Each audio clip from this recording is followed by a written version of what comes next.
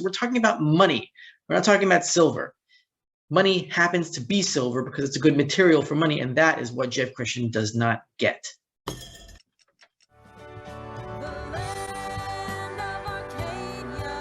Well, hello there, my friends. Rafi here from the Endgame Investor with this week's silver report for Arcadia Economics.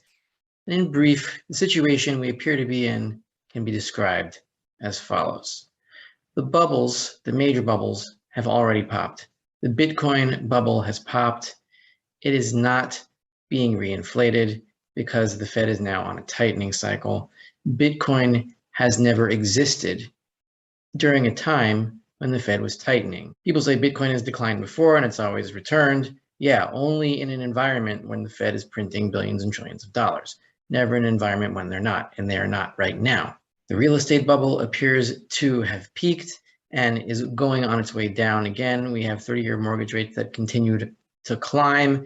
They're already above 6%, and for floating rate adjustable mortgages, that is going to slaughter homeowners and they're going to be forced to sell their homes at a loss, which is what is already happening. There continues to be pressure on the spot price, but premiums are still around 25% for junk. And the Fed, and especially its former officials, are starting to admit the next recession is inevitable. Except the next recession is going to be a hyperinflationary one, not a deflationary one. They are really the same thing because whether it is a deflationary depression or a hyperinflationary depression, always in either scenario, prices collapse in terms of gold and silver. There's one comment I wanted to make before we start the slideshow, and that is there have been discussions about Jeff Christian, one of the Jeffs that our community doesn't really like so much, and wondering whether he is correct about the silver market because in terms of the spot price, at least, he has been correct so far. My simple answer is this. Jeff Christian is a decent analyst when it comes to silver as a industrial commodity. That's how he sees silver. That's how he sees all metals. He happens to specialize in silver as an industrial commodity, and that's how he sees it. He sees it monetary investment demand as nil and stupid. He doesn't see the reason for a silver slingshot or the impending collapse of the dollar. That's not on his radar. He doesn't understand it. He doesn't understand that silver is also a monetary commodity. And when we say that silver is headed to 50 and beyond in the triple digits, that's what we mean. We're not talking about silver moving up. We're talking about the dollar going down. And Jeff Christian, he knows a lot about silver, but he knows nothing about the dollar and money. If you have trouble conceptualizing that or wrapping your head around it, think of it this way. Imagine you live in the world prior to 1873 when silver was money directly. And the only real financial crises that they had back then were bank runs because banks would print too much paper money. They wouldn't have the silver or gold to back them. And then there'd be a bank run and the bank would fail. So imagine someone saying, oh, there's going to be a recession, which means, a bank run, and you're going to lose your deposit. So you may as well take your silver out now. They wouldn't even say silver, they take your money out of the bank. People say, oh, you should invest in silver. You should invest in silver because there's going to be a recession. No, they would say the banks are irresponsible. Get your money out of the bank, and then you'll be able to spend it and buy stuff because they're going to lose it. So it's the same thing, really. I mean, we're not talking about buying silver as an investment. We're talking about get money because the substitute is going to die, which is really the same conceptual thing as saying in an 1850s world or whatever, that there's going to be a bank run because the banks are printing too much money. So get your money out of the bank. By money, they mean silver because that's what money was. So we're talking about money. We're not talking about silver.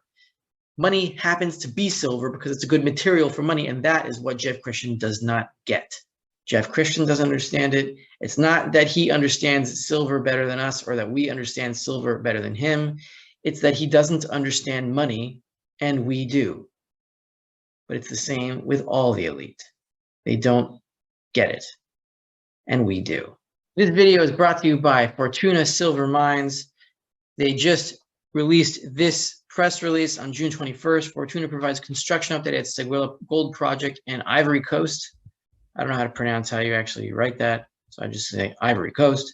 And this is the key, these 3 points, I believe. Majority of equipment packages secured and first deliveries arriving in Ivory Coast. All major construction contracts executed. So this is basically them being able to lock in a portion of their production costs now before hyperinflation hits. They've got this on the way. They've got the equipment already there. We're putting it together now. It's more than halfway done, and we have the first gold pour in 2023, about a year away. So a lot of these construction costs and these production costs for their gold and silver at this mine are already locked in. It's good timing. Now let's see what happens. And by next year, their big gold investments will begin to pay off. This is where we are with the COMEX silver situation. The stockpile continues to fall. We are now down to 71.12 million ounces registered remaining, and that is the equivalent of about 14,224 contracts for delivery that can be stood for delivery. How many contracts are still open on the exchange? 37,234. So we need about 23,000 contracts to roll over within the next 5 days. Will they roll over? Probably, but 1 month they won't, and the supply will be drained. Well, that will be this month. I don't think it will be this month, but it will probably be when the next financial crisis is in full swing, which would cause a run to the precious metals. And we're going to go into how Credit Suisse sees this in a minute. For now, let's continue with platinum, which is also coming up on a delivery day in 5 days. COMEX platinum. We have here in the chart, it looks like 320,887 ounces. We see here, this is also since silver squeeze. The supplies of platinum have been more than halved. We were about 710,000, now we're at 320,000. But the registered ounces, which are not available on Gold Charts or us, registered ounces, which you got to get from the CME site directly, are 198,517 ounces. There's 50 ounces per contract in platinum as opposed to 5,000 ounces in silver or 100 in gold. Platinum is 50. So that leaves 3,790 contracts of registered supply remaining. Now, how many contracts are open in platinum today or yesterday if you're watching this now? 16,622 contracts. So there's got to be a lot of platinum rollover in the next 5 days. And the record, I believe, is about 4,400 contracts delivered, and there's less than that available in the registered supply. I want to look at Credit Suisse because there is going to come a day where some big GSIB or generally systemically important bank in Europe is going to collapse. It's going to happen one day very soon. And once that happens, it's going to trigger a domino effect, and it's going to trigger euro printing. It's going to leak into the United States, across the pond, and the Fed is going to start printing also. It's going to be the final monetary bonanza.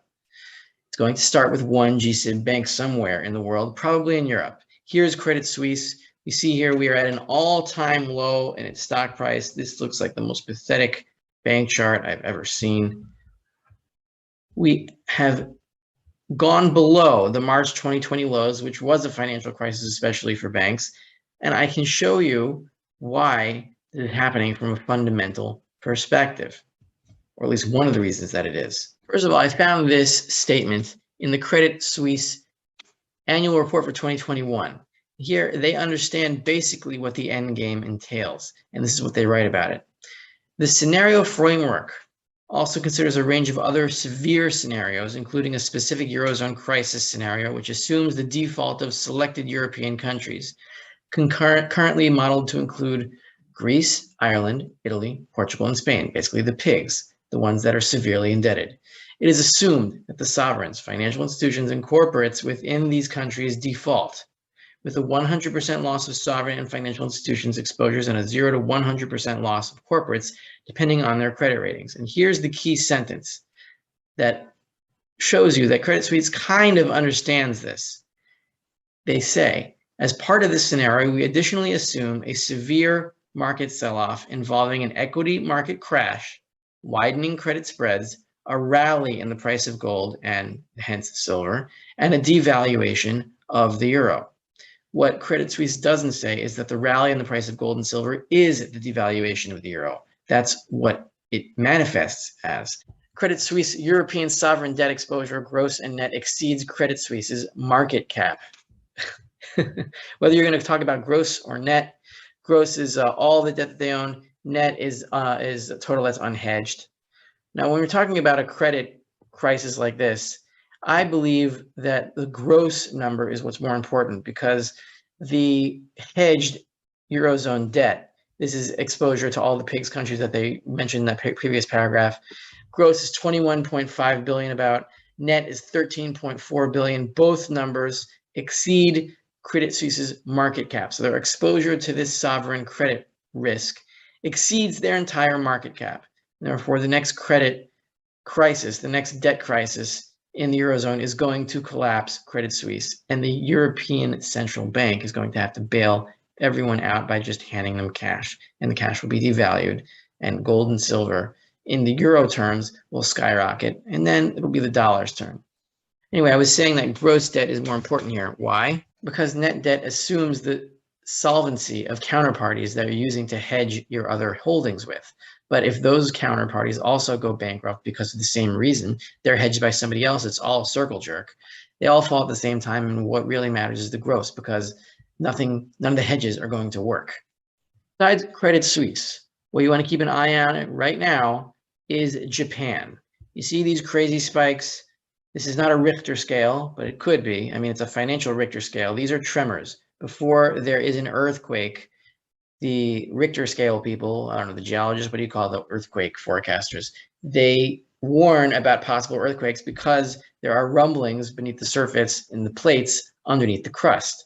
This is exactly what that looks like from a financial perspective. And Japan occupies a very special place in the pantheon of Keynesian thought.